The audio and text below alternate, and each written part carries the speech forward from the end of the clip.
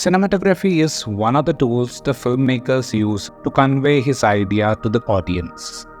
According to the cinematic sensibility of the filmmaker, various stories get their own unique visual interpretation. In our previous videos, we have mostly talked about visual style that has some sort of exaggerated drama, and those creations used elements like lighting, coloring, and lensing to achieve those effects. In today's episode of Through the Lens, we talk about the filmmaking of Koozhangal aka Pebbles, where filmmaker PS Vinothraj has made phenomenal use of metaphors, geography, and framing to narrate a story that is very rarely verbal. Welcome to Lensman Reviews, and this is Through the Lens. Spoiler alert, the movie is now available on Sony Live, so if you haven't watched it yet, please watch it before this video. It's only 68 minutes long. The politics of the movie are built around normalized domestic abuse, and PS Vinothraj challenges himself by writing a script that wouldn't show the victim at any point. Basically, the film uses three elements to convey its statements: geography, metaphors, and visual cues. Vinothraj has said in interviews that he wanted the story to happen in this overtly sunny, barren land kind of setup, as it would give the idea of why characters have those rough edges. The movie has not done any heavy DI in post-production, and the log footage quality actually helps the film a lot in depicting the harsh reality. In the first conversation scene, the camera angles will give you an idea about the power dynamics. The mighty father is shown from a low angle and the feared son is shown from a top angle. And in those various walking bits of the movie, the one who has control over the situation is shown as the one walking in the front. There is a portion in the film where the boy is pretty much in the driver's seat and we see him walking ahead of his father. They give a cue to the audience about the power shift through a 360-degree turn of the camera.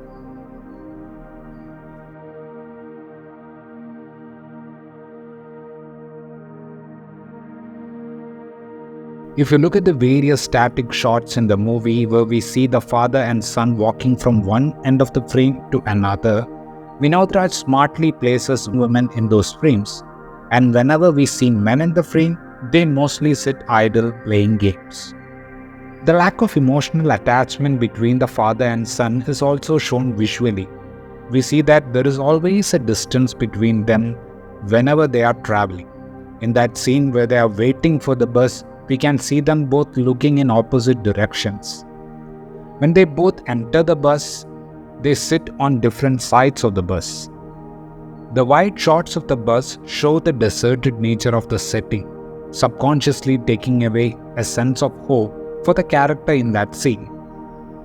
Inside the bus, the people have been placed very meticulously. We are shown that everyone has something in their hands. The man who argues with Ganapati, the father, has an idol in his hand. Another young girl on the bus has a doll with her. And then we have a mother on the bus who has her daughter with her. That character actually works as a representative of the abused women in the movie. Velu, the child, is the only one who looks at her when a fight breaks out on the bus. And the sound design of that scene is very clever. Except for Velu, nobody hears the cry of the child. And Velu sort of sees his mother and sister in those characters.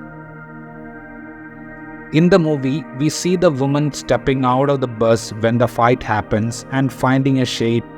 And Vinothraj shows us a metaphorical shot of damaged idols just before that. The various women we see in the backdrop, this particular woman we saw inside the bus, and the women we see at the very end of the movie waiting for their turn to fill the pot, are all versions of Velu's mother who had no option. When the father and son reach the village of the mother, Vinothraj has opted for a really long single shot. The lengthy shot somewhere makes you an invisible onlooker of the whole event. Initially, we see it from Velu's perspective in a calmer way, and it slowly transitions into Selvi, his aunt, who is in a way a supporter of patriarchal norms. The camera goes back to the initial point through a couple of neighbors, and through their conversation, we realize that this is not the first time it is happening. The second round starts from the perspective of Ganapati, and it ends with Velu realizing a lot of things about the scenario. We see the scene ending from Velu's perspective just like the way it began.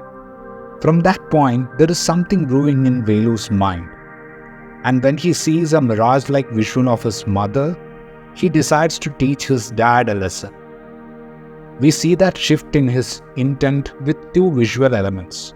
One was the turn of the camera, and the next one was the slow motion.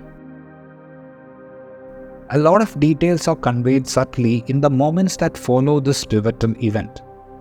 We are shown a stone with the names of the mother, son, and daughter initially. In my theory, it indicates that this is not the first time the boy is coming via that path. As the neighbors said, this is not the first time Velu's mother has come to her house because of the domestic abuse. So this might have been written during one of those earlier journeys, and we see that once Ganapati went through that difficult journey, Velu added his father's name to that rock, hoping it might have changed. By the way, there is a very interesting POV shot when Ganapati is on his own in this journey. Considering the anglet sound at the beginning of that scene, I thought it was the lady we saw inside the bus crossing paths, but in an interview, Vinothraj had said that it was placed as a magical realism element, and what we saw has a connection with a myth of a Dalit girl who died for loving someone from a different caste. If you look at the couple that offers a ride to Velu, you can see a lot of metaphorical elements. The wife was riding the scooter and the husband was in the back seat, and if you look at it, they are the ones progressing faster. In an interview, I heard the director talk about the usage of pebbles in the story. We see Velu putting one pebble inside his mouth, and it is actually a practice done by people when they walk long distances in the hot sun. When we reach Velu's house, we see him adding this pebble to a collection of stones, which gives us an idea that this wasn't the first time he had done the long walk. Vinothraj had said that the other pebbles could also be the ones his mother brought. Instead of the dog toy which Ganapati threw away, Velu eventually gets a real puppy for his sister. The final shot of the movie is also very symbolic.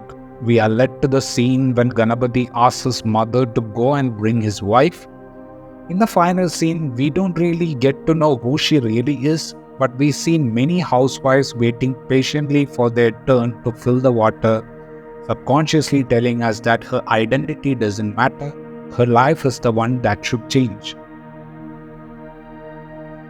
With a lot of visual storytelling from the first frame to the last one, Koozhangal from Vinothraj with the cinematography by Vignesh Kumulai and Jaya Parthiban is a great display of craft. Hope you liked what we discussed in this video. If you have any different theories about the visual statements of this movie, please share them in the comment section. If you enjoyed watching this analysis, please like the video, drop a comment, and please do consider subscribing to the channel. Thank you.